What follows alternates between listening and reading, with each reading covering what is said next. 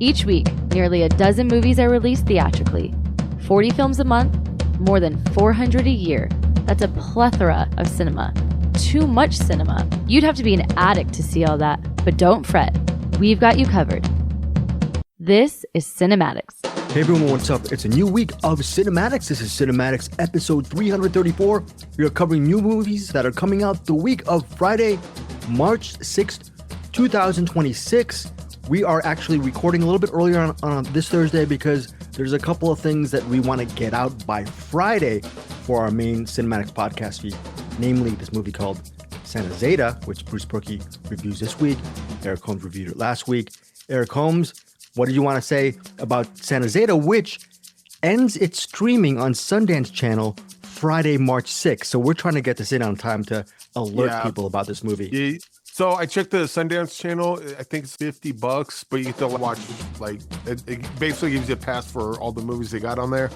And Santa Zeta alone is probably worth $50, but you get to watch that and then whatever other movies they got on there. So I would check it out. I'm excited to hear what Bruce has to say about it because I haven't heard that yet. But spoilers, Bruce Purkey said it's a top 5 movie of this year. What do you think regarding Bruce's thoughts on that? I knew he thought that because he said it in the message thing. But yeah, I agree. The only one at the moment that I know that could possibly top it is Project Hail Mary, which I will be seeing in a couple of weeks, and I cannot wait. But you're thinking Santa Zeta might be a top 10 for you or top 5 for you by the end of the year? Could be, possibly.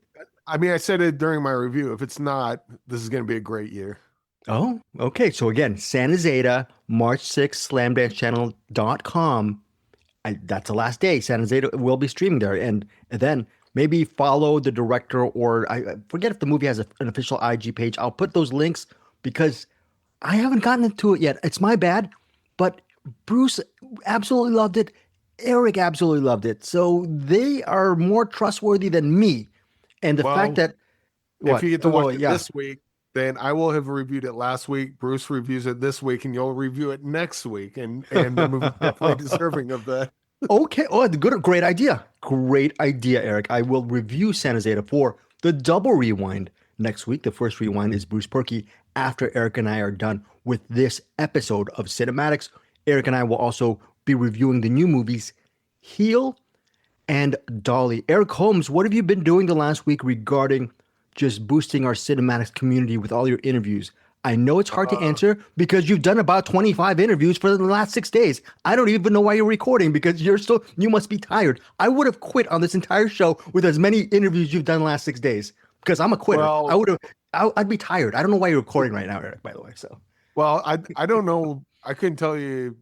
I can tell you what I recorded. I don't know what was released because some of the stuff, like some of the interviews I record are like weeks ago, but we can't put it out till this week and that sort of thing. So is the Santa Zeta interviews out? I put it up on our CinemAddicts YouTube channel. I mean, yes, we're pimping the hell out of Santa Zeta and with good reason. Watch that interview, and dude, that guy's got a.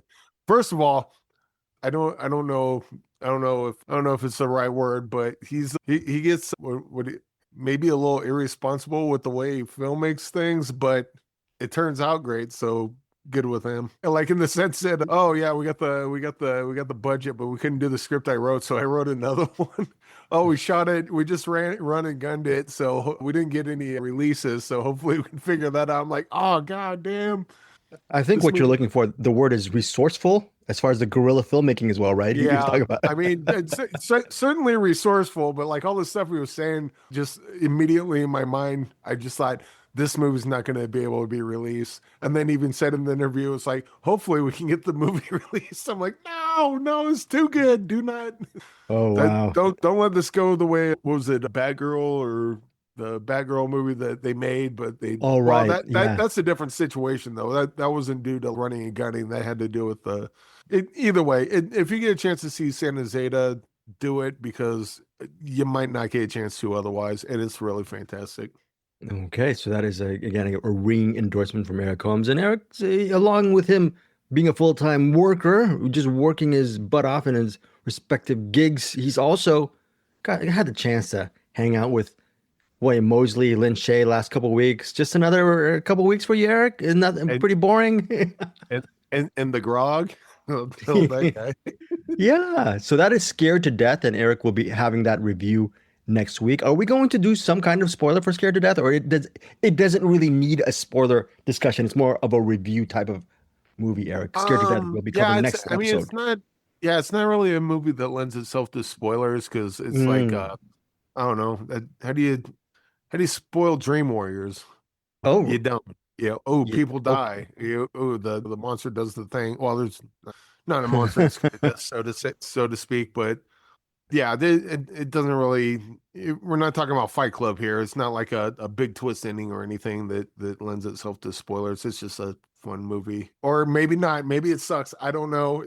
I think it's embargoed. So. It's embargoed. No, no worries. The movie might be terrible. Who knows? But we'll just have to wait until the embargo lifts, and then I talk about how much I love it or don't. Okay, that is Eric Holmes, and he interviewed pretty much, I think, the gamut of people on Scared to Death. So in our CinemAddicts podcast feed on YouTube, or if you listen to us on Apple or Spotify, or I don't know, I think Eric listens to it on another audio stream. I forgot how you listen to our podcast, what podcatcher you use, but there's so many different podcatchers. It's something. Podcast Addict, kind of like Cinem-Attic. So yeah, he uses Podcast Addict. So however you do it, I will say this: we are ad free for our Patreon subscribers, or for our patrons, for $5 a month. That is a plug. Yes, it is. If you don't have $5 a month, I understand, because I usually don't have $5 a month. And thank you for patrons for patronizing us in a good way over on Patreon. But if you don't have those $5, you can still support us here at CinemAddicts by listening to us on Apple, Spotify. But on top of that, if you don't want to listen to this podcast with ads, listen to us on our CinemAddicts YouTube channel. That's where we post our weekly Hodgepod. Hodgepod is with Eric Holmes' interviews during the week. So there's an extra episode for there. And then now every week, as we have a weekly movie review episode, which when posted on our CinemAddicts YouTube channel, it's ad-free. And once me, Bruce, and Eric, and co-creator Anderson Cowan, somewhere in the corner there, once we get monetized on that YouTube channel, I will not monetize our weekly podcast episodes either. What do you think of that, Eric? Is that yes? And if you don't want to listen to us at all, go to fthatfamilyshow.com. And then for there you can pay $20 a month to not listen to us at all. That's actually. I don't think that exists, but if it does, then it's $20 beats $5 beats $0. I might go for the $20. I don't know why you would go. I don't know why you would go to a website to not listen to something. You just don't listen to it. That is a good idea. I didn't listen to anything you just said, Eric. All I listened to was $20, and I know $20 beats $5 beats $0. That's all. That's all I'm thinking about is the money. But the good thing is I have Eric Holmes here with me. He doesn't think just about money. He thinks about movies. Eric, let's talk about Heel. And I'm trying to look right now. Heel, I cannot. It's a weird movie, and it's by a filmmaker we love. Me, you, and Bruce really love, especially you. And I'm not gonna single out Bruce. Bruce really liked Corpus Christi. He was not a fan of Anniversary. You and I flipped for Anniversary. We both enjoy Jan Komasa as a director. I did not see Bruce liked Anniversary. He just didn't like it quite as much as we did. Okay, very good, Eric. Very good. It wasn't if I remember correctly, he hated Don't Look Up. But Anniversary was like, yeah, it's pretty good. I don't love it nearly as much as Eric does, but it's fine. But right. I love Anniversary.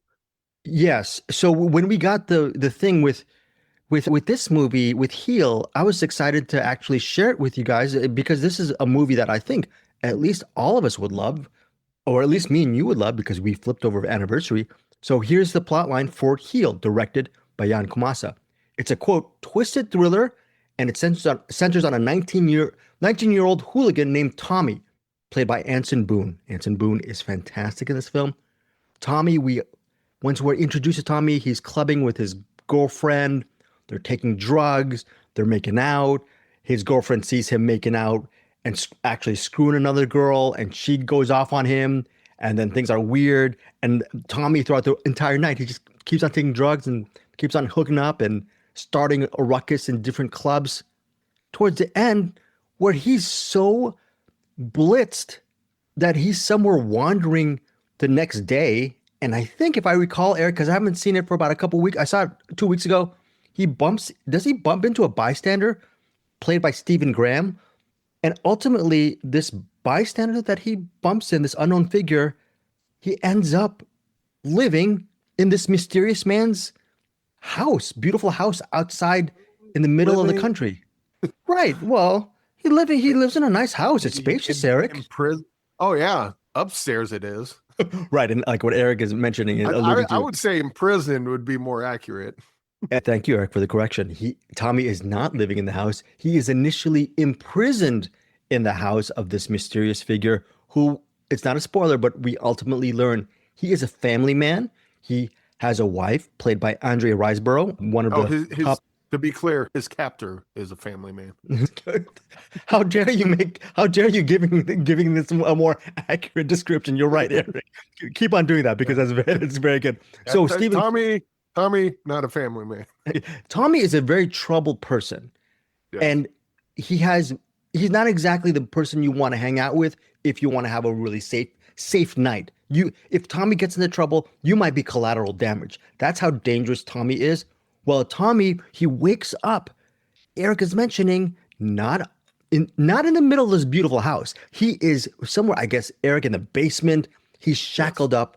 And this mysterious man, again, played by Stephen Graham, he has a wife, played by Andrea Riseborough. Ultimately, there is a woman who, she is their, what is she? She's a maid who comes to their house, undocumented maid who comes to their house once a week or a couple times a week to clean the house. These are the four people who populate Heel, right?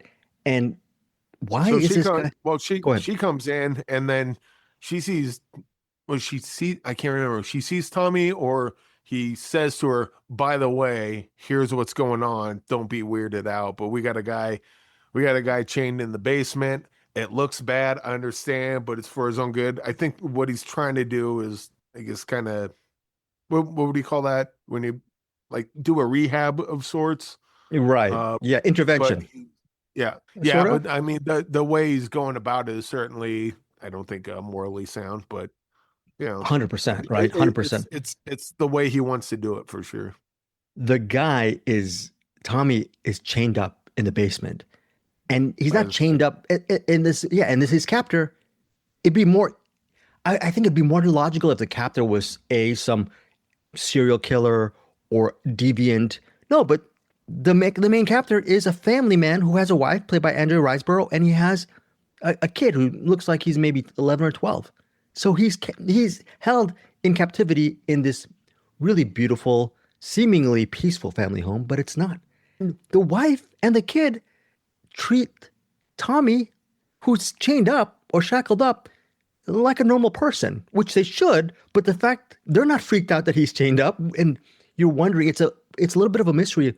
Why are they chaining him up? Why is he? And Eric was saying about rehab, but is there another ulterior motive? We're not going to get to. There's a mystery behind Heel, and that is a premise of this movie.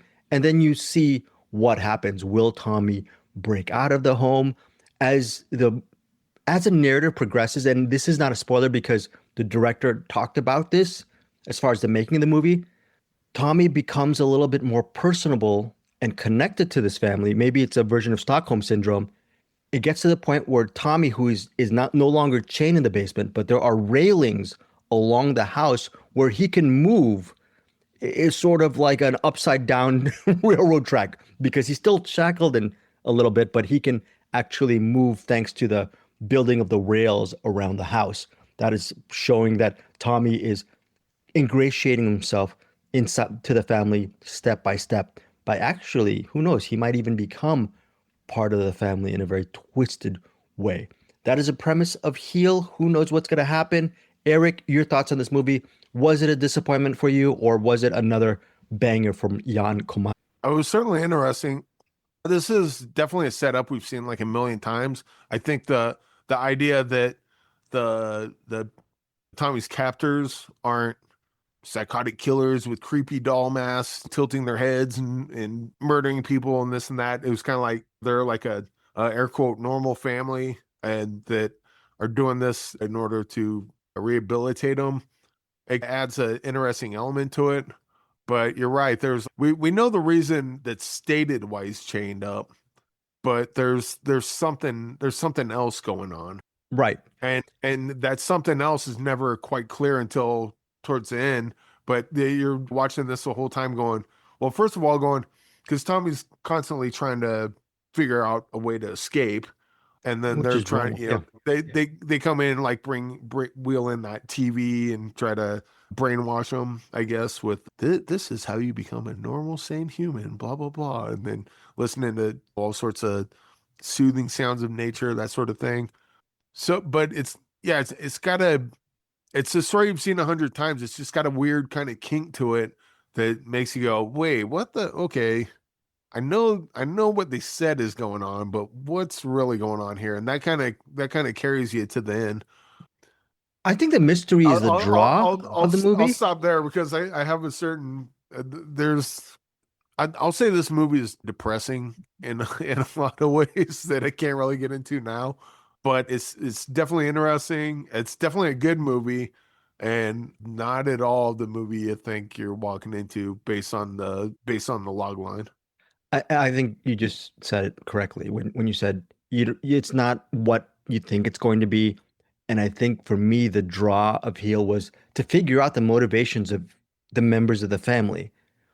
First of all, why is the family keeping him there?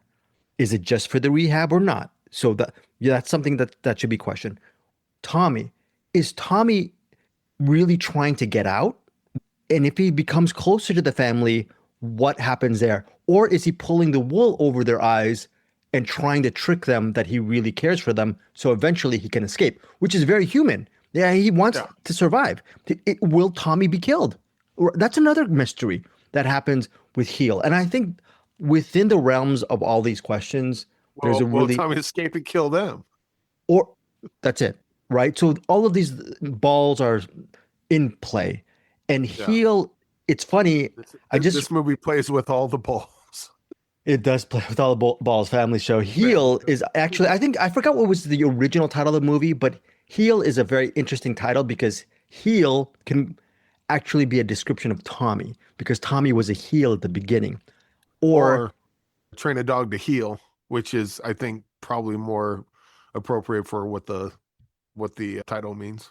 Or it could be an offshoot of the other word heel, which is Heal. You don't know about that yet. So we'll see. We'll get to that. No way. So again, it is directed by Jan Komatsa. Here's a very big surprise. Andrea Riseborough, she plays a wife, and she's very sullen and very quiet.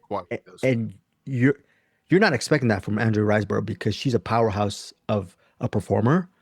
And I thought she's damn near window dressing in this movie. I mean, and that's not a knock on her character, because that's like her character is kind of you ever see where you have a father or a husband, they're real gregarious, and then you see their wife and they're just like real timid and just not saying much, which I think adds another kind of layer to this, where it's like, what's going on there? Mm-hmm. Because Andrea Riseborough, she's not talking. She constantly looks like someone's about to hit her, but the husband doesn't seem like he's that kind of guy, which makes it even kind of weirder.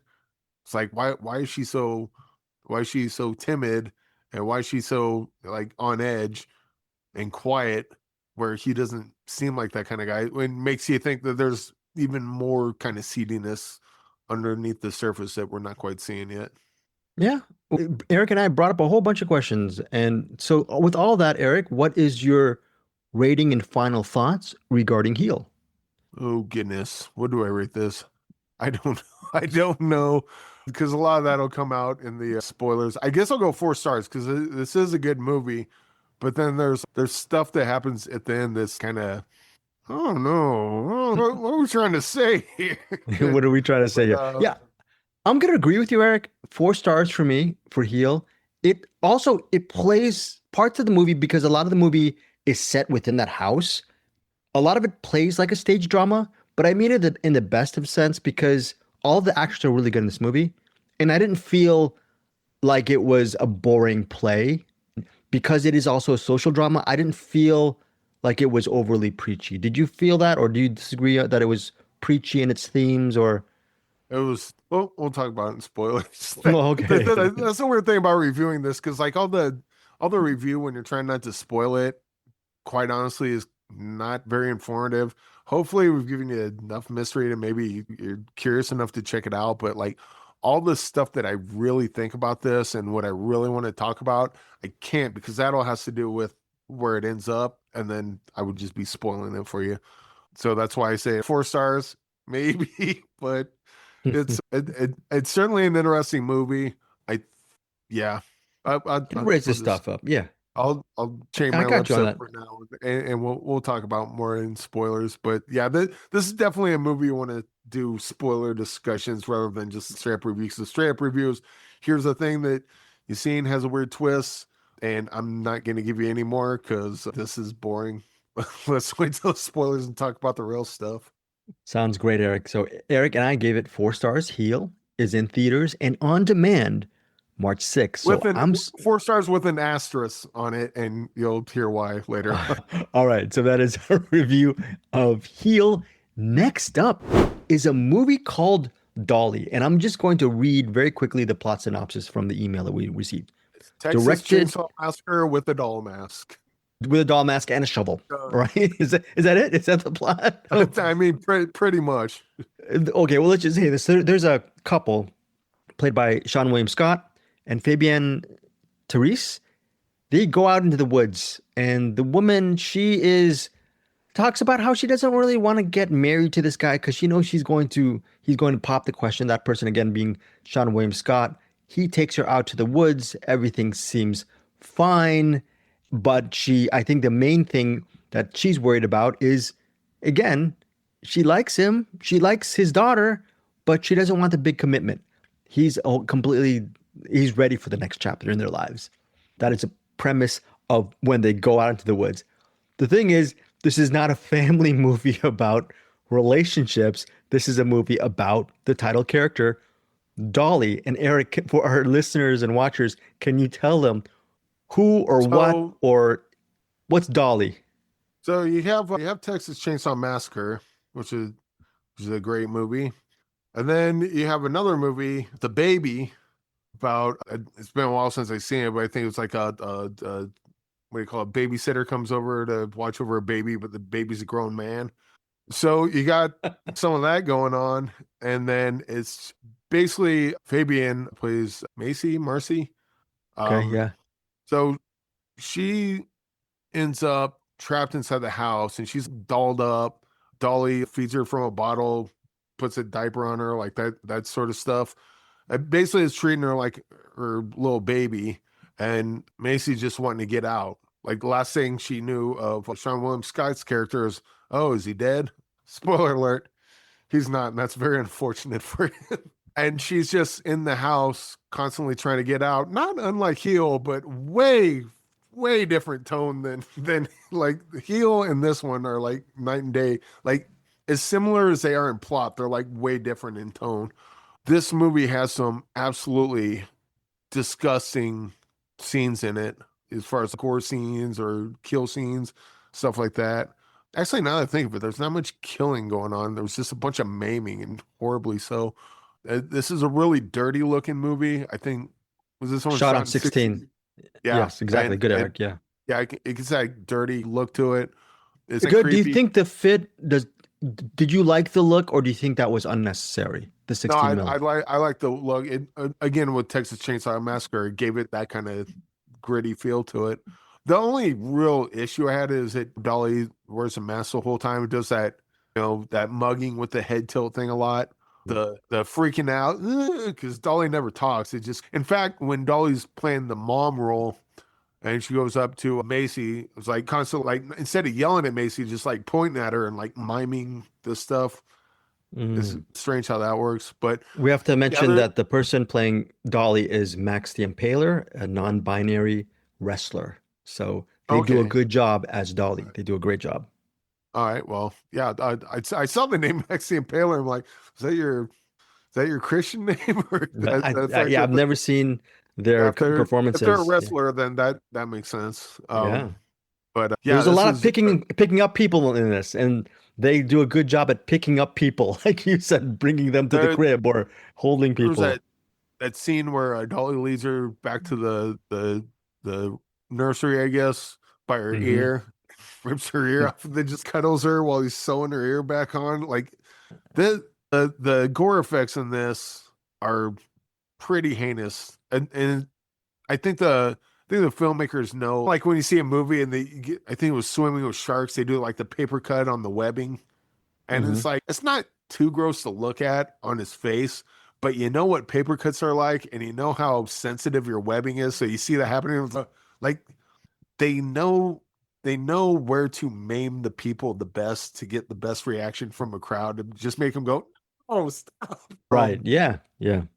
And then I won't say what it is, but there's certainly a post credit that suggests Dolly 2, which I'm on board for. It's dirty, it's gross, kind of weird, a little annoying kind of mugging things here and there. But other than that, this is a pretty solid horror movie.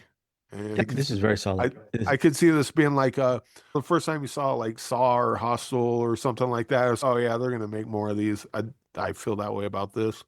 If you are a fan of gore, of course, I am not as much steeped in the history of horror films as much as Bruce Purkey or Eric Holmes. Not even close to their realms of knowledge in that genre. But I will say this, on a gore level, I don't know, maybe Eric will push back on this. He said it's heinous, but if you want gore, I don't think you will be disappointed when you watch Dolly. Let me clarify a little bit. This does not have nearly as much blood as Operation. What was it? The oh right, my fault. I forgot Hunting.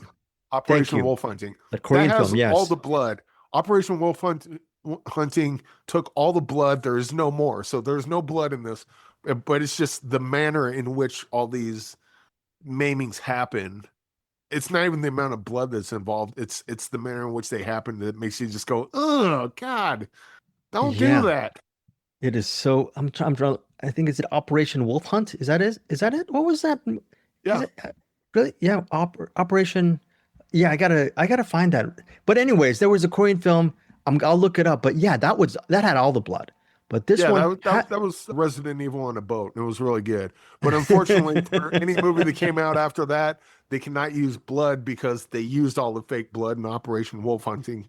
There's no more on the planet, and we're just stuck with movies like Dolly, where it's, wow, we ain't got no blood, so let's dig out his kneecaps and see what happens.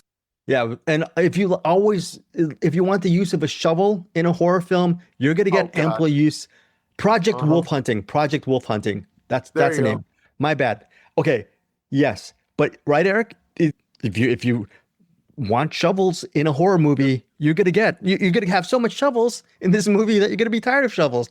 Impossibly, right? And I dug themselves in a hole with this one.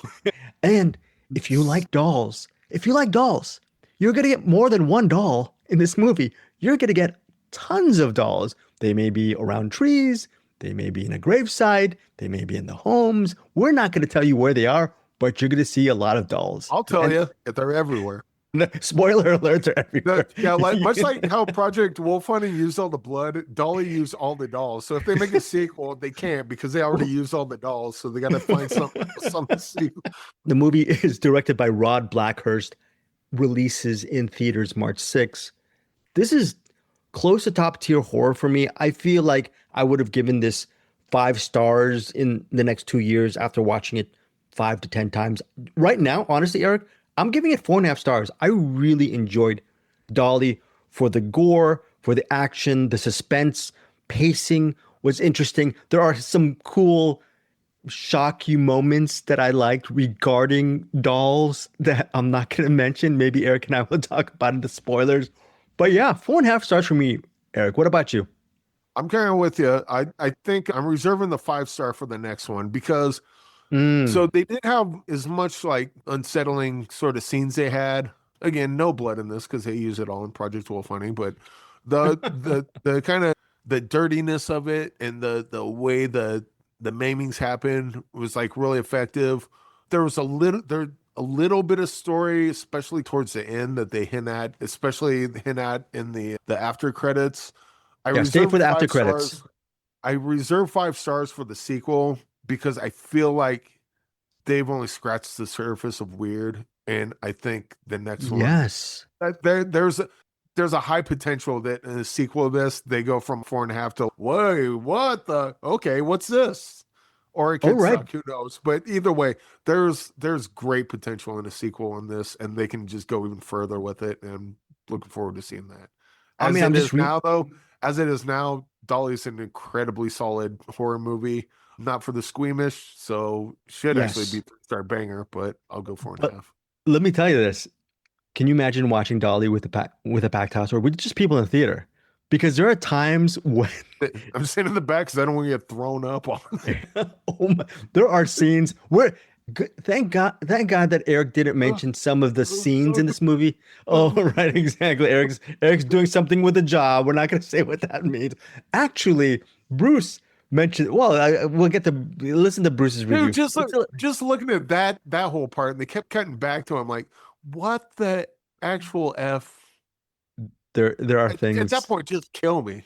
Yeah, Literally, just there are things in this movie. Well, we both love Dolly. 4.5 stars from me yeah. and Eric. And of course, Bruce Purkey will have his own review of Dolly. And let's just say right now, before you listen to Bruce's review, he loved it as well. Okay, I'm just going to spoil it. I'm just going to say it right now. All right, we're done for this episode but there's one more thing. We got to get to Eric for a very quick rewind for this movie that I forcibly foisted on him and I basically said, Eric, you're gonna or maybe possibly love Operation Taco Gary's. I saw it 2 weeks ago. I thought it was funny. I thought it was just completely outlandish and off the wall. Eric, your thoughts on And Operation Taco Gary? you're absolutely right. This movie's silly, stupid at times, and I mean, the best scene that kind of describes this is the jumping over log scene. Right. Speaking There's a of chase heinous scene. namings, you have to watch like ankles get broken for like almost a half hour straight. But like, unlike Dolly, where you would see something like this and just turn your head, this one you see it and it's like, that's funny. I don't know. Right. I don't know what it is. This movie's got a very strange sense of humor, Yeah. Do you which is think it's why only an acquired taste? Just a fine amount of people will like this type of comedy, or do you think it's a lot broader than I mentioned? I think that's comedy in general. But this one's got a very specific sense of humor that may not be broad, may not be for everyone. But I think this is certainly one of those movies that like watch the trailer. If it looks like something you dig, then you'll probably will. Watch the first 10 minutes. If you're in, then stick around because it just keeps getting better. But if you're 10 minutes in and no, I'm not feeling it, bail because this is not your type of movie. And Eric, this were is you how surprised? I'm not going to say this is. I, I will say this about no, the because movie. it opens up with a news thing about how Jason Biggs died, and that's kind of like where we start off at. I'm like, okay, I'm in. Were you surprised? To be clear, not that I want Jason Biggs dead. I just thought the whole premise was ridiculous, and I was on board with it almost immediately. Were you surprised by it got dark at times? Were you surprised at the darkness it got to? A little bit. Okay. There was so much silliness in it that the darkness never really hit me that hard. Yeah. I mean, I guess it's in the trailer, so it's not a spoiler to say Doug Jones shows up. As an alien, That yeah. part's crazy. This has now, I would say, let's start a cult. Let's start That's a a cult classic. much more. Yeah, that's But a classic. this is on that same wavelength, I think. Yeah. So I'm yeah, so Operation glad you Taco like. Gary's. Listen to Greg. He nailed the review. It was funny. it's an let me tell you something. It's one of those movies that will make you audibly laugh. It's that Oh, funny. yeah. And if you don't like it, and we apologize, but Eric was saying comedy is a subjective thing. It's a very specific type of comedy, and it doesn't play it safe. Yeah, go ahead. Simon Rex, is that the guy with the neck brace, the crazy guy? Oh no, Simon Rex is the main guy. He's the big brother. He's the one with all the conspiracy theories. Yeah, the guy with the neck brace. Okay. The crazy one. Oh yeah, the crazy one. Right. Yeah. Yeah. The main guy. Yeah. He was in this and freaking hilarious. The I think bringing Doug Jones in at the end kind of says that, oh, all your crazy ideas are real, which I don't quite agree with that, but it's a silly comedy, so you just kind of I don't take it as seriously as I would if this was like a drama that kind of went with that. But this is a weird comedy, so you just roll with it. But yeah, Simon Rex is great in this. Everyone's great in this. And then when Jason Biggs finally shows up, he just keeps doing all these utterly terrible things to people. He's like, I'm not a bad guy, just so you know. I'm not a bad guy. Yeah, it's a very cool. What was your rating again? Kind of if you listen to a podcast and one of the guys with glasses constantly like cusses and then mentions it's a family show, it's kind of sort of like that. Similar comedy. Eric Holmes, what is your rating on Operation Taco Gary's? I kind of want to go 4.5 on this, but I feel like 3-star banger works best for something like this because it's a very specific sense of humor. And if you're in for that, this is like a really great version of it. But if you're not, you're gonna hate this. And I just don't know where I don't know where people will fall on it. You know what? I'll just give it 4.5. But in my heart, I think it's a 3-star banger. Just watch the commercial or give it like 10 minutes and see if you're in. And if you are, you're gonna love the rest of it. And if not your kind of humor, and that's fine too. But that's fine. That's fine. I love Operation Taco Gary's, and I'm happy that you pushed me into watching it. I think it's a credit though to the movie where we're talking about the film, and I think you and I both realize that the movie will be enjoyed more upon a second watch because there's a lot of joke. It's just you're bombarded with jokes, and you're thinking this is so silly that it misdirects you in certain ways. And it's one of those things. I would rewatch this movie, and I bet you and I would like it more. That's all I'm saying. The one guy's trying to suck the bullet out and spits. He's like, you've been vaccinated. Right, yeah. There's so many really great things about this movie. And it's actually, towards the ending, it gets a little bit moving too. There are some moving moments towards the end, which I thought was very cool as well.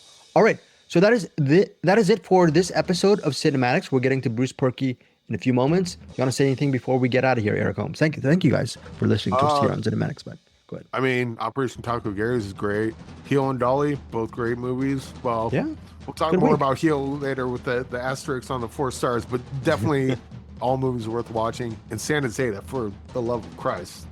Right? Time is running out, folks. Time is running out. Okay, so Eric and I are gone. Here is Bruce Purkey over at CinemAddicts. And of course, remember, time is running out. See Santa Zeta. Here's Bruce. Welcome to the Cinem-Attic, the attic of cinema. This is when I come down from the attic every week and talk to you about the movies that I saw the previous week. Most of them assigned by Greg or Eric as streaming picks. Every so often, actually, screeners, not really streaming picks. They're screeners. Some aren't even available streaming. And every so often, I throw in some other movies as well. This week, I've got 2 brand new screeners that I checked out, as well as one very, very recent rewind. I've got the new horror movie called Dolly. I've also got I don't know if you call it horror as much as a thriller-ish, horror-ish kind of movie called Heel. That is like the heel of your foot, or like making a dog heel. And then I also have the rewind from last week of Eric's very highly recommended movie called Santa Zeta. And I may get into spoilers on some of these movies, but if I do, I will definitely let you know before I do that. And they will probably be separated out as Patreon extras. So if you don't want spoilers and you want to go into one of these new movies fresh, it will be easy to avoid those spoilers. Just letting you know ahead of time. Okay, first up, I've got Dolly. Dolly, directed by Rod Blackhurst, starring, it's probably almost a 4-hander, but let's just say in general, it's mostly a 2-hander with some other characters thrown in. I'll wait to tell you who plays Dolly.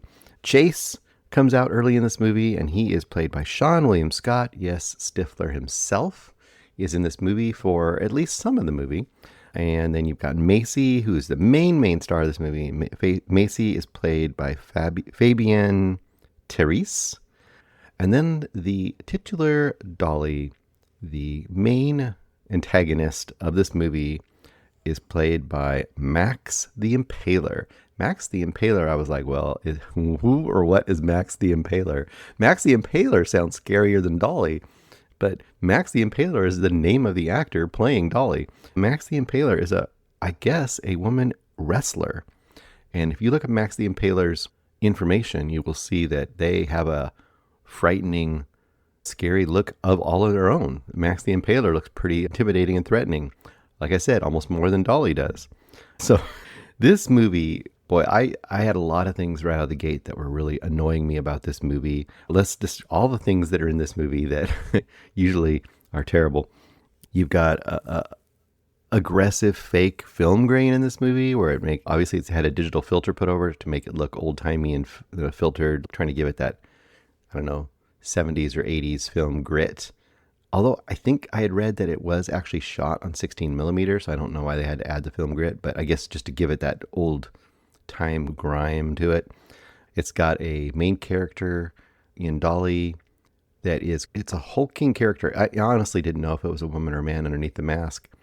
Just a hulking character with this red, it almost seemed like a Santa outfit, but I guess it's supposed to be like a full-size adult doll outfit and a full porcelain doll head as a mask. Where did they get the porcelain doll head? I don't know. It's just a thing in this movie. Do those exist? Do people make their own? I don't know. There's a lot of tilting head wearing mask stuff in this movie. Once again, it's been overdone over and over and over again in movies.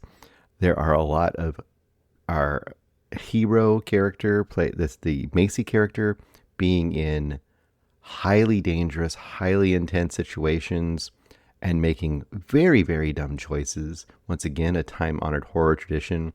There is a very large house in the middle, seemingly in the middle of the woods. I don't know why it was built there, why it exists there. It looks like it might even be, the exterior might even be just a CGI house there. So as you can tell, there's a lot of things that are going to really annoy me about this movie. But I got to tell you, there's a purity of vision and form of this movie that won me over. And I'm more surprised than anybody that that's the case. I was thinking after, I don't know, 15 or 20 minutes of this movie, I was going to come through and just be like maybe 2 stars. It tries, but I was going to go probably 2 stars, and I'm not going to go 2 stars. I'm going to go definitely a recommend on this movie, and a relatively high recommend on this movie, because I think it just does something in a way that is unusual for the subgenre, even though the story itself is very, very, I mean, it's derivative in a lot of ways that you've seen many, many, many times before. That's the whole idea of derivative, of course. So your basic concept is, Chase and Macy are a couple. Chase is going to propose to Macy. They've been a couple for quite a while. They seem to have a really good, healthy relationship. They go out for a hike in the woods where he has a special spot picked out, kind of this overlook, and he's planned ahead that he's going to propose to her there. So you probably have, I don't know, 10 or 15 minutes, not even, maybe 10 minutes of them just there having their romantic outing in the woods. Oh, let's say right before that, at the beginning, the very beginning of the movie, you see Dolly in a bed in a house somewhere, you don't know where, with a decapitated corpse, which you find out later is probably the decapitated corpse of her mom. And Dolly is sitting there on the bed next to the corpse and seems to be very upset. Later on, you see Dolly in the woods gotta bury this corpse, and there's dolls everywhere in the woods, like a ridiculous amount. Once again, very tropey. Oh, this person is not only creepy, they've not only got creepy dolls around them, there are a creepy doll themselves, and there's dolls everywhere in the forest, nailed to trees, hanging from things, whatever. That's just kind of the setting you get coming into this movie. And the movie's called Dolly. The movie's going to be about these Chase and Macy encountering Dolly, of course. Well, very quickly, Chase, and once again, I'm not really giving away spoilers. This is a setup for the 90% of the movie. Once again, this movie also is only about like 80 minutes long, if I remember correctly. 85 maybe. It's right upon 90, a little less though. Chase encounters Dolly and immediately gets a shovel to his face. And when I say a shovel to his face, like if you could imagine where your mouth is, if the shovel went right in that spot and almost split your head in half so your jaw is hanging off your face, that's kind of what happened to Chase. So pretty gross, and right out of the gate, not going well for him. And of course, Macy comes across Chase because he'd walked away for a minute following the sound of Dolly. Macy discovers the scene, is freaked out, runs into the house. And this is where I'm going to bring up the first thing. As far as I talked about it being very derivative, you can hear all these little tropey things and things that are like in so many horror movies. But the biggest derivation of this movie is the Texas Chainsaw Massacre. Now, there are no chainsaws. In fact, the main weapon, there are other weapons used, but they would say the main weapon that Dolly uses is a shovel, which isn't very glamorous, or, I don't know, it's not very crazy in violence. It's a shovel, but she uses it to great effect. But it's really the persona of Dolly, and then the setting, essentially mostly a single woman being terrorized, prolonged terrorizing of a woman in an old country house in the middle of nowhere, in this case the woods, but in the middle of nowhere, by a masked, hulking character that is crazed but pathetically, they seemed abused, like in the sense that they seem traumatized, although they're, of course, giving trauma to people. So all of that is very Texas Chainsaw coded, and you'll see multiple times throughout the movie things that are very much like Texas Chainsaw as far as the kind of the format. But there have been so many Texas Chainsaw, I guess, reimaginings or reboots or whatever. This is surprisingly one of the best ones. If you want to think of this as a off-kilter remake of Texas Chainsaw Massacre, I think you will enjoy this quite a bit, because I think it gives you some of the things that original Texas Chainsaw Massacre gave you. There's a level of kind of absurd, not with humor, but there's a very, very, very dark, sardonic level of humor, especially in the Dolly character and some of the events that go on, because they're so preposterous, so absurd. Once again, she gets in the house, and it's a matter of her trying to survive in that house. And that's pretty much the whole movie. And on the good side, like I said, this is a pure movie. You have a horror movie about this kind of thing.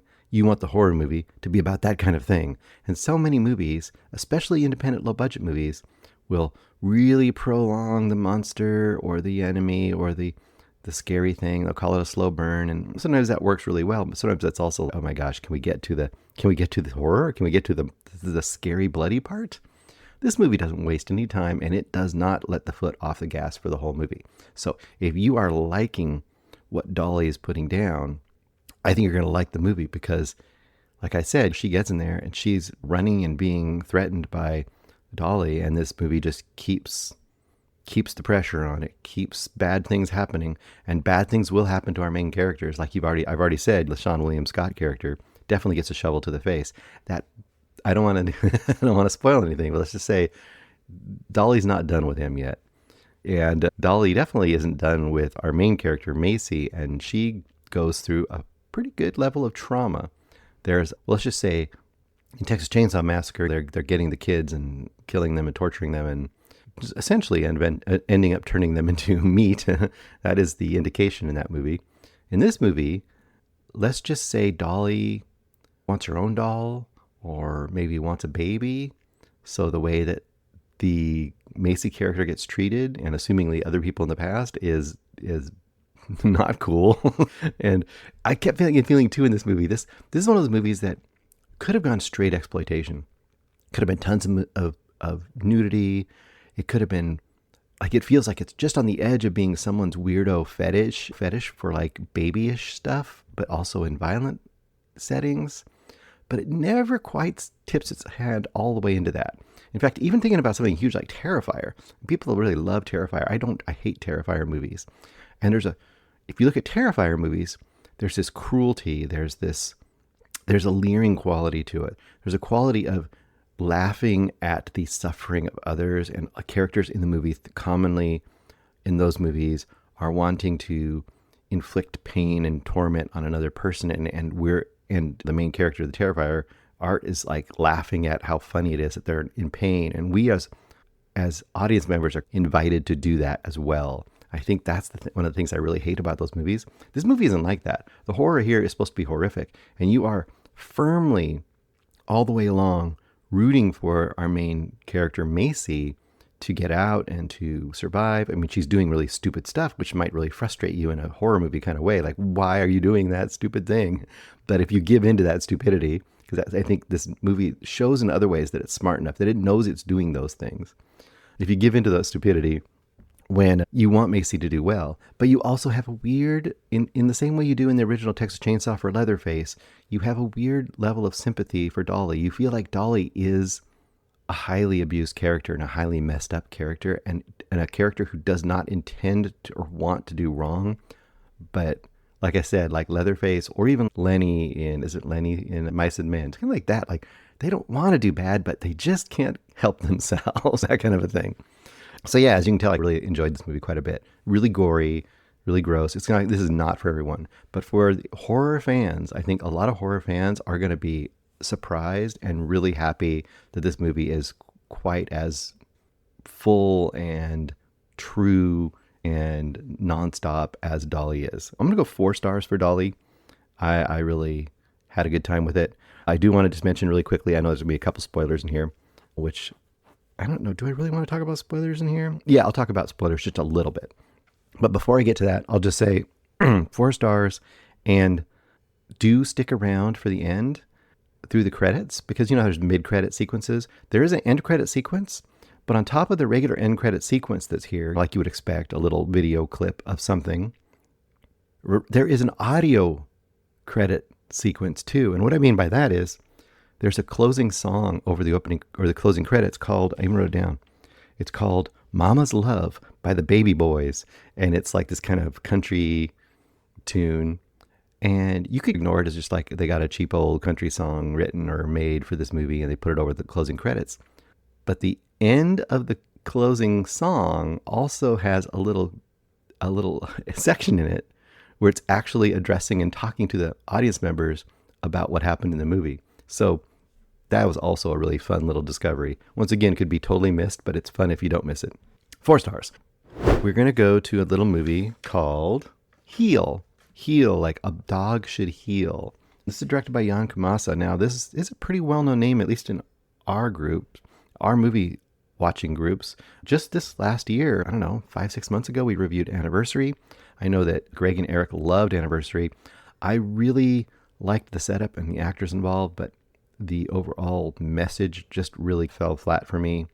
It didn't work for the giant political statement I was trying to make. It was just, I don't know, it was heavy-handed for me. He also did Hater, which I have not seen Hater, and I need to. And he did Corpus Christi, and Corpus Christi is a fantastic movie, and I think that's what kind of put this director on the map, writer-director, if I remember correctly, on the map for a lot of people. And if you haven't watched Greg's interview with this director for this movie, after this movie, it's good to check that out, because Greg has a good interview with him, and the director really does talk about his thoughts and thematically what he was going for and different interpretations of the ending and so on and so forth. Who do you have in this movie? You've got some really famous names here. So as Chris, the father of a family, you've got Stephen Graham, and Stephen Graham from, Adolescence last year. He directed and wrote Adolescence. So and acted in it. He's a known and very strong presence in the indie filmmaking scene. And he's literally just a character here, which is a pretty good get for Jan Kamasa. You also have Andrea Riseborough, of course, indie icon. I mean, she can't do any movie without transforming into some interesting character. She's always great.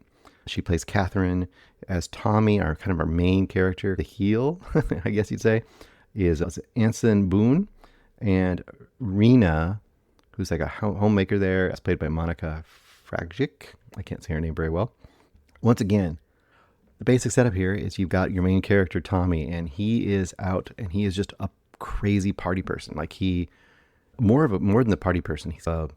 He's just a kind of a general hellraiser. Like, he'll just cause havoc wherever he goes. But you see him at the beginning of the movie, and he's just out with his girlfriend. He's meeting other girls there too, and he's trying to set up threesomes, and it's just like a crazy, drugged out, drunken, almost like a rave-like scene where it's just like lights and inebriation of all sorts. And he might be punching somebody and then kissing two girls and kissing the girl that's not his, and then off in a corner, might be on the street peeing in front of people. It just out of control.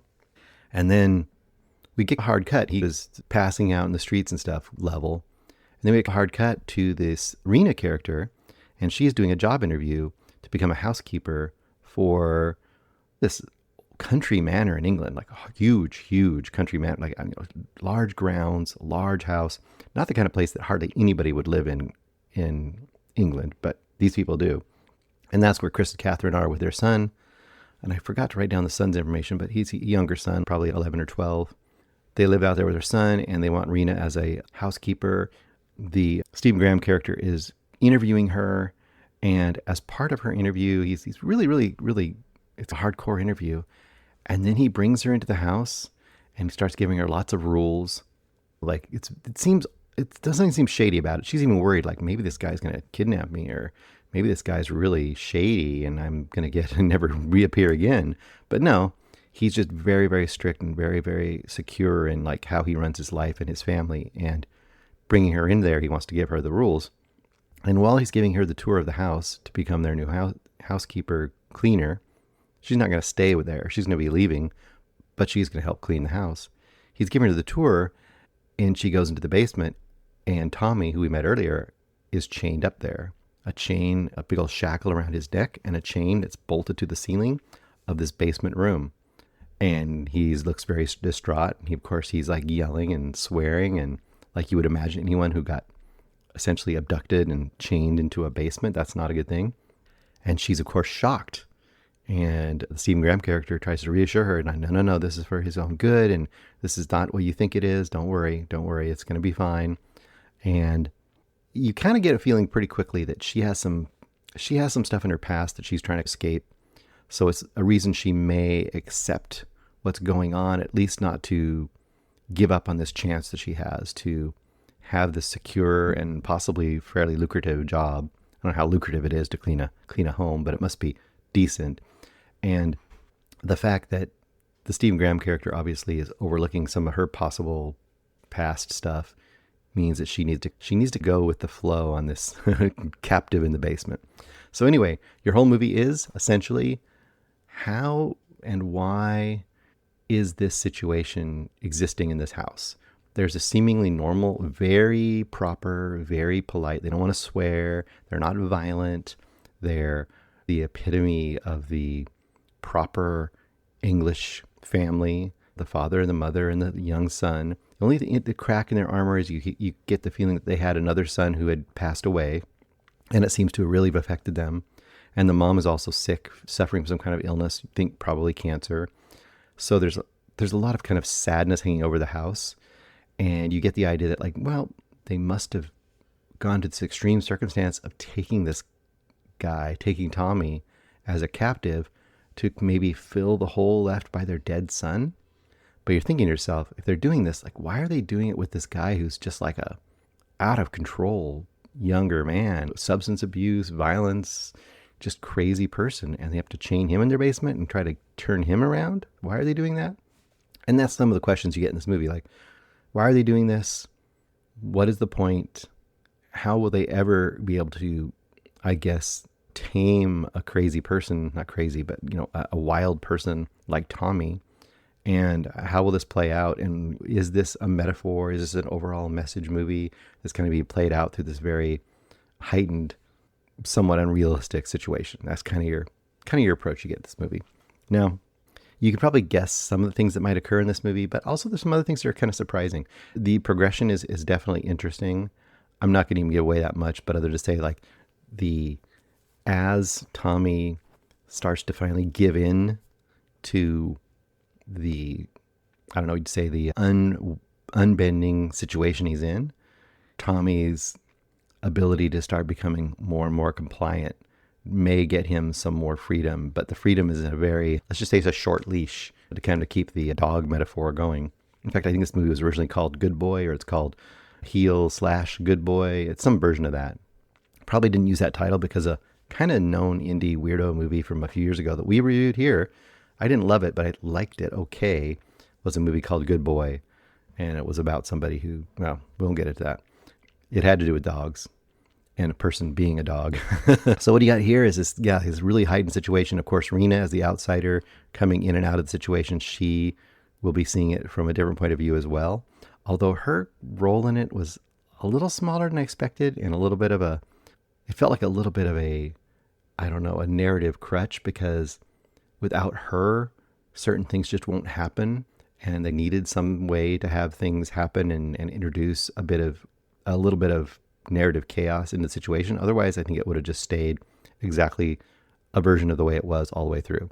The most interesting stuff here, of course, is how does Tommy emotionally and mentally deal with being this captive who is being pushed to really change his life at the end of a chain, of course. And this kind of examination of these very, very outwardly gentle, kind, very moral people in this family. How do they do these mental gymnastics to justify what they're doing?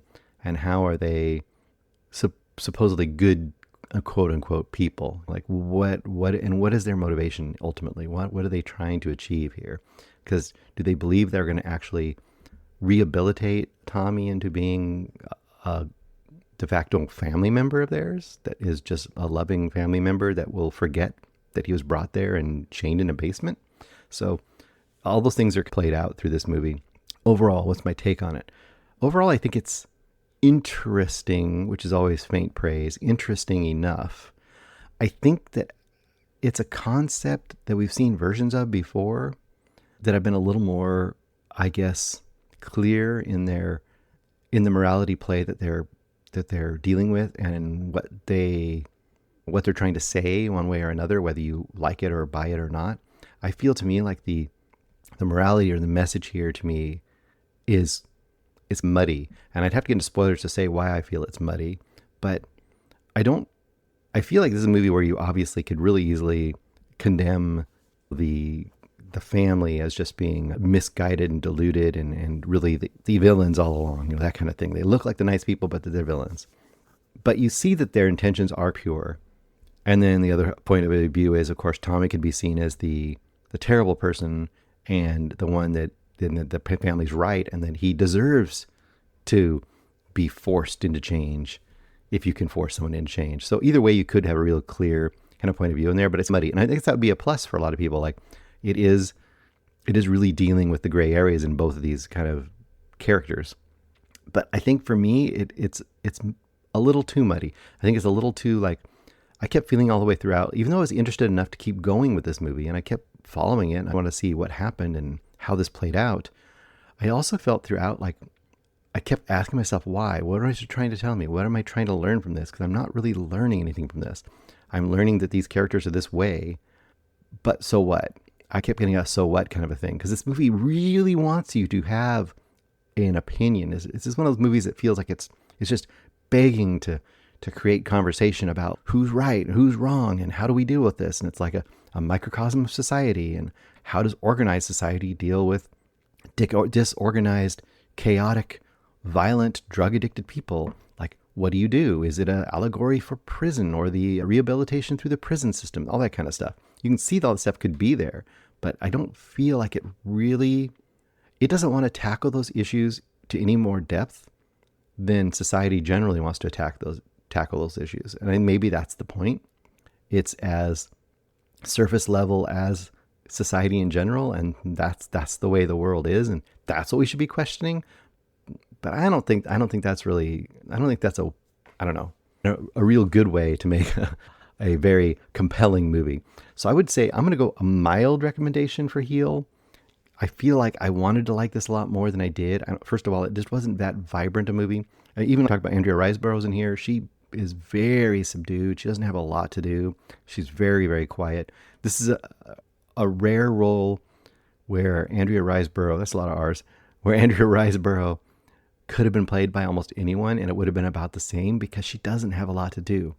At least the Stephen Graham character was a second lead in this movie, and he was really, really good. And he was playing a much more buttoned up version of him than you usually see. Usually he's a lot more bold and aggressive, but here he's very buttoned up.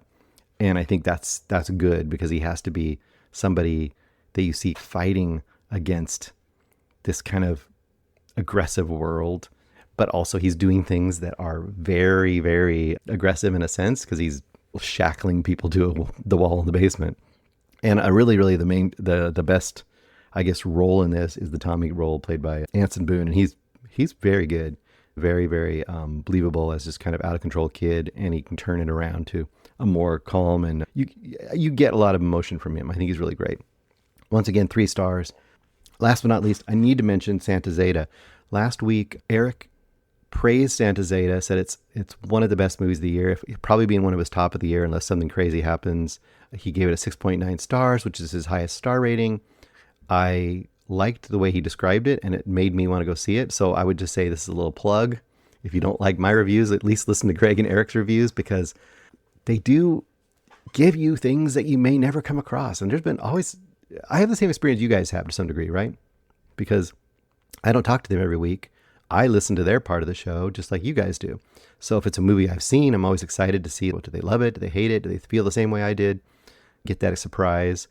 And if it's a movie I didn't get to see that week, it's always interesting for me to check it out and go, oh, does that sound like something I would like? Because, I mean, they definitely like some movies that aren't my cup of tea, and I can usually tell that. But this movie, when he described Santa Zeta, sounded like something I would really like to see. So first and foremost, if you didn't listen to Eric's review of Santa Zeta, he does not spoil it. He does give enough information for you to know you should check it out. Definitely listen to his review because I think it's very solid. And there's an interview with the director too, which is also really, really cool. Although there are a fair amount of spoilers in that interview. I think most of them got cut out, but be a little bit wary going into that one until you've maybe seen the movie.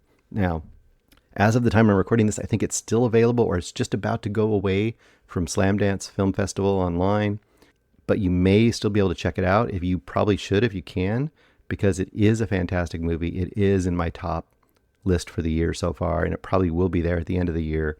I think it's a very exciting and very cool movie, and one of my favorite movies I've seen in a long time of this sort of movie. It's just so cool. So cool. Once again, the basic setup is you've got, once again, I got to write down the names here. Zoe is our main character, and Zoe is played by Kayn Kalmbach. It's impossible for me to say. Otxoa. Otxoa. And this actor is a freaking powerhouse. She is so good in this movie. She has so much she has to carry between like joy and vibrance and energy and just badassery all the way through. But she also is able to give us the emotion in the quieter moments and the seething pain and anger that is just fueling everything. Also, you have Maya, her sister, I'll just say her younger sister, played by Africa Giron. And then you also have a bunch of other characters, which I'm not going to list them all, but her parents are played in here really, really well. All the characters are played really well. There's like, of actual key characters, there's probably about 6 or 7. Once again, the basic concept is she is an influencer, YouTube like influencer who travels, and she'll go all over the world and do her impression of, say, one of them's like South Korea, and she's just running around South Korea. And every time she goes to a new place, she has her 3 things to do when you're there, and she gives herself these challenges. And usually one of the things in the challenge is kind of a daring, crazy thing. And one of them in LA is to like, let's go and make the coolest food on the coolest food truck in LA. That's going to be her little challenge. That's her YouTube persona, things to get clicks. Or in South Korea, it's like, hey, when you're here, I'm going to find the coolest thing I want and I'm going to steal it and run with it, shoplift it. And she films that. And everything she's doing, she's filming with her little handheld gimbal camera. I think it might be the same kind that is Greg's Nemesis, but I haven't heard yet if that's true or not. And all these scenes are done really well. And if you listen to the interview with the director, he says he literally had the actor just film them herself. She was at these places filming them, and they look really good. They look really vibrant. They look like YouTube influencer kind of things. They just seem real. It's mostly because she's actually doing them, and she has the kind of energy that can pull it off.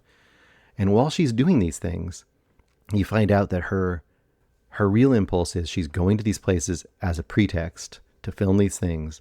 And then by night, she is hunting down a PDF file. We have some YouTuber that actually says that. instead of the word, because you're not supposed to say it on YouTube, they have certain things they'll cut. He calls it a PDF file. And if you know what a PDF file is, let's just say Epstein. She's hunting down those people, and she has specific people that she hunts down in each place. So it's a little bit like Kill Bill in an aspect, but just not as hyper stylized. And what it does, it's almost genius, is that you have these interstitials, these black and white interstitials with her and her little sister. And also, it's not a spoiler to say that her little sister is part of her, the impetus, let's just say, for her wanting to go out and get these guys. And each time they have an interstitial, say for a South Korean one, they have an interstitial, she has a dialogue with her little sister in this kind of dream world where you find out the past, what happened that created this horrible person that they're about to hunt down. So it does a really, really interesting thing. It humanizes them, but it doesn't forgive them. And that is a really tough thing to do in a movie like this, right? So it gives you some sort of tormented past for this person. Like, for example, it's this guy named, Ja Kim. That's the guy they're hunting down in South Korea. You find out the past of Ja Kim, and it's horrible. And you can understand, I understand why this person turned out to be this terrible predator. But at the same time, the movie says, but he is also doing these terrible things, and he does not deserve mercy because of that. You can understand it, but he will pay. And there's this really interesting balance in this movie of just, like I said, this vibrant, just life-living experience that you have from our main Zoe character, but deeply underneath it, there is just this, like I said, a searing sadness and anger and just hunger to mete out justice to the world. And it is fantastic. This movie is so good. And that alone would be good, that kind of basic concept. But there is progression, and there's essentially 3 main areas. And the last one's in Spain, which is her homeland, her hometown. And the way the final reveals play out in this movie, I wouldn't say they're not twists as much, because when some of them start to happen, you see them, and they're not hiding them from you. But the way they play out is not something you're going to see exactly coming.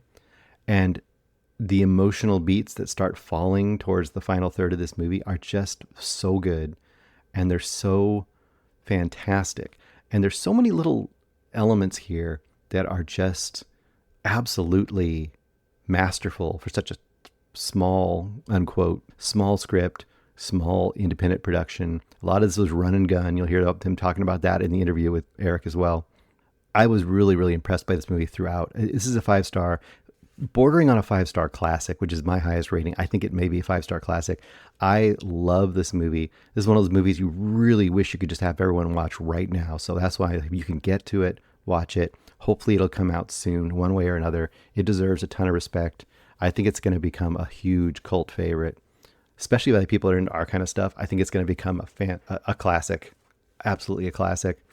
There are some moments I want to talk about in the final chapter of this movie that are so good. There's stuff that keys into why she is a YouTuber and why she's doing what she's doing in a way that is like a tragedy, but such a great character moment. And it's something I don't think she even understood about herself that you get to discover, and then she discovers as well. It's amazing. This movie is, I cannot praise this enough, and I think that Eric is absolutely right about it. I wanted to do spoilers on this, but I don't want to do spoilers on this. No one can even really watch this now. I don't even want the chance of people being spoiled on this movie. Once again, like I said, there's not reveals in the sense that you couldn't enjoy this movie if you find them out, but I guess discovering the things as they go in the course of the movie is the way that it should be seen, I think, and it really, really will just give you that much more appreciation for the craft here and the fantastic independent filmmaking that's going on in this movie. I cannot praise enough. 5-star classic for Santa Zeta. Santa Zeta is something you should run out and watch now. If you have the ability, it may still be available now. If it's not, you need to put it on your watch list and wait for it to come out, because it is something you should see. Have I oversold it? Maybe. For some people, it won't work. But I think for a lot of people who are into like cool independent filmmaking, this is going to be a huge find this year. And I think it's going to end up on some lists, assuming it actually gets a release this year, which Hopefully it does. Okay, that is all I have this week. There is nothing terrible this week. The worst movie for me this week was Heel, which I think for some people is going to work even better. For some people, it's going to be at least a 4 to 5 star movie. For me, it's only a 3 star, but it was close. It was on the verge. But other than that, I mean, you've got Dolly, cool. Santa Zeta, even cooler. All right, guys. I gave you a few things. Hope you enjoy it. We will talk to you again next week. And guys, how to say it so you can't beep it. Talk to you later.